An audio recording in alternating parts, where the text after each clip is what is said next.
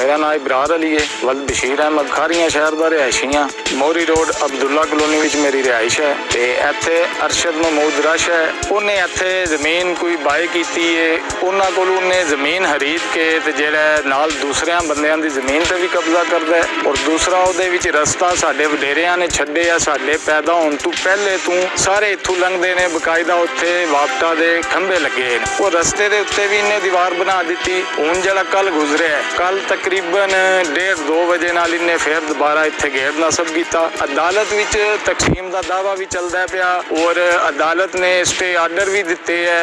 अजे तक को मतलब कि कोई उहदा फैसला नहीं होया ते उहदे बावजूद ये बंदे ने 4 दफा अगे साडे उत्ते ने एक बारी FIR झूठी दिती 6 बंदियां ते। इहदे कोल पैसा है, पुलिस नाल मिल जुल के अपने मामला तय पा लैंदा है। छोटे छोटे मासूम बच्चे ने, इन्हां दा स्कूल है बैक साइड ते रिहाइशां ने, इन्हां नूं भी नहीं लंघन दिंदा, सानू भी नहीं लंघन दिंदा और जनाब बीबियां नूं औरतां नूं भी नहीं लंघन दिंदा। हुण भी तुसीं जाके देखो 8-10 गार्ड उत्थे बैठे ने ते उन्हां कोल बंदूकां ने, मतलब कि खौफो हरास दा निज़ाम बने हैं। लेकिन असीं इहदे तो डरदे नहीं है, असीं डरने आ कानून तो और अल्लाह दी ज़ात तो। सानू इहदा कोई डर नहीं है। इस वास्ते साडी जेहड़ा अफसर आला ने, साडे DSP साहब ने, SHO साहब ने, IG पंजाब साहब ने, ठीक है, DPO साहब ने, साडी उन्हां अगे गुजारिश है जनाब मेरी, इहदा सियासी असर रसूख भी है। असीं जिमींदार लोग हाँ ते मेहरबानी करके जनाब मेरी साडी दादरसी की जाए और इहदे उत्ते कोई ना कोई एक्शन लिया जाए। ऑलरेडी मैं अपनी जेहड़ा एप्लीकेशन वो सबमिट करवाया थाना सदर खारियां विच। इस बंदे दा साबका रिकॉर्ड इहदा भी दे हावो, साडा भी, साडे वडेरियां बजुर्गां दा भी दे हावो। इंशाअल्लाह इहदे रिकॉर्ड विच तुहानूं जेहड़ा साफ जाहिर पता लग जाएगा इहदे ते कितनियां FIR ने कब्जे दियां।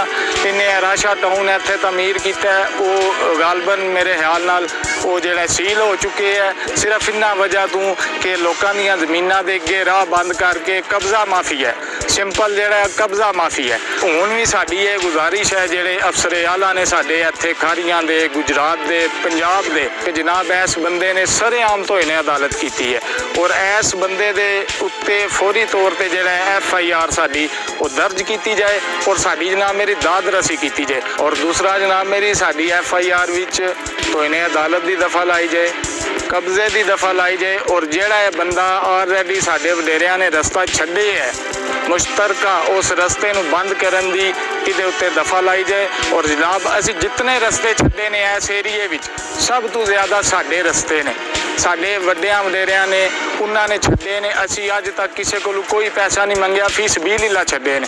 और ये जेहड़ा रफाए आमा दा काम है इहदे भी साडी कानून हैल्प करे, इदारे साडी हैल्प करन जनाब मेरी, इस रस्ते नूं बहाल किया जाए ताकि ये जेहड़े बच्चे स्कूल जाते हैं, मस्जिद जाते हैं, दरस जाते हैं, जड़ियाँ बीबियाँ अपनी जरूरत वास्ते दुकान पर कोई चीज़ बाजार वास्ते जांदियां ने, उन्होंने परेशान ना किया जाए, उन्होंने जदोकोप ना किया जाए, साडी दादरसी की जाए, साडी हैल्प की जाए, साडी कामे बाला दे अगे जनाब मेरी दरखास्त है। मैंने वही समझा कि ये रास्ता ही है। मैं इस रास्ते पर आगे से इनके पता नहीं गनमैन थे या इनके गुंडे थे, ये मैं नहीं कह सकता कि मिसाल या बंदूकों वाले आदमी थे जिन्होंने मुझे गिरबान से पकड़ा। ठीक है, मैं तुम इस रास्ते पर क्यों आए, किसने भेजा है? मैंने उनको कह भी दिया, अरे भाई मैं तो मेहमान हूँ, मैं तो 2 साल के बाद आया हूँ। ठीक है, ये तो पहले रास्ता था, मुझे नहीं पता कि ये रास्ता बंद हुआ है या किसी की जगह है, क्या है क्या नहीं, ये तो पहले रास्ता था, मैं तो वही समझ कर आया हूँ। पर बहरहाल मैं तो मेहमान हूँ, अगर मैं गलती से आया हूँ मैं माजरत चाहता हूँ। पर उन्होंने फिर भी मेरी माजरत को नहीं देखा, मेरे सुन्नत को नहीं देखा, उन्होंने मुझे मारा है। ठीक है, मार के उसके बाद उनके वो जुआर वाला जो रास्ते उन्होंने मुझे गंदे रास्ते, कंडे भी थे उस रास्ते पे, जुआर भी थी। इन गांव वालों ने जो रास्ता दिया वो रास्ता इन्होंने बंद कर दिया है बदमाशी के जोर पे, बंदूकों पे के जोर पे। क्या ये इसके लिए कानून नहीं है?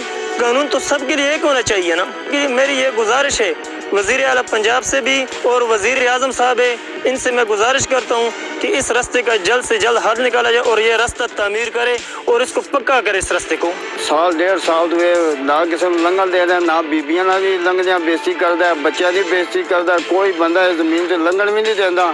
तो 8-10 बंदूकों से बैठे होंगे ने, वो भी बदतमीजी करते हैं।